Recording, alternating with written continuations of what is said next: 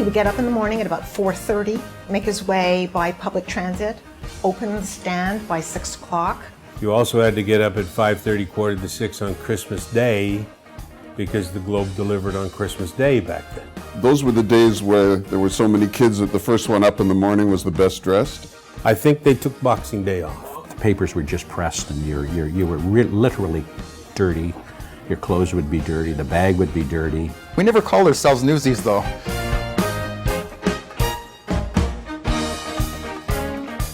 Dad started when he was 8 years old in 1915, so it's now a full century connection with the newspaper industry. This picture's from 1925 and published in Maclean's. He was 18 years old. This was an icon for our family. I mean, this was the beginning of it all, and he was extremely proud of this. And he always called himself a newsie. As part of his training, he would sit there and he would be a paperweight. Literally, he would sit on the papers to prevent them from flying away. I mean, how much does an 8-year-old weigh? My grandfather, he would walk over to the King Eddie Hotel with all these big shots in their raccoon coats. He'd take a paper and just shove it under the guy's arm and wait to be paid. Well, those guys were so startled that they just fish in their pockets for change. And so he said sometimes he even pulled out a quarter. That mischievous look lasted his whole life. My grandfather was a tough guy, so he fought to have a place on a really good corner and sell papers. When they said fight, they fought. He fought. He was a fighter. He would tell stories about fighting even when he wasn't in the boxing ring. Oh, there was a teenager had approached me and said, "You want to sell newspapers at the corner?" He said, "Oh, you can make between 5 cents and 10 cents a day. Sometimes you wouldn't make your quota, so you'd only get a nickel." You know, he said, "I expected you to sell 30 papers today. You only sold 25. You'd scream out, Star Tele Globe, Star Tele Globe. Can you scream it up now? Star Tele Globe, Star Tele Globe. And my husband, his father, came over from Europe. He was paralyzed on one side, his left side. So his profession as a tailor was finished. At that time in Montreal, there were these newsstands or kiosks. So he decided he was going to buy newspapers. I don't think there was anybody in the neighborhood who didn't know him by name, and doing deliveries door to door on Sundays, he and his son were well known. Almost to the very end of his life, my husband would go in and do the route with his dad.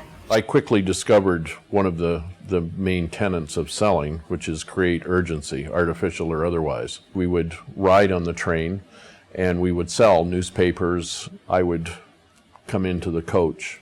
I would start out by saying, "Last call for newspapers," whatever. The next pass would be maybe sandwiches. "Last call for sandwiches." The net result was that I sold out everything that I had by the time the train got to Oakville. If there was anybody that I met, I'd put on ordinary clothes and go back and sit with whoever it was, and we'd have a nice chat. More often than not, in case you're wondering, yes, it was a young lady.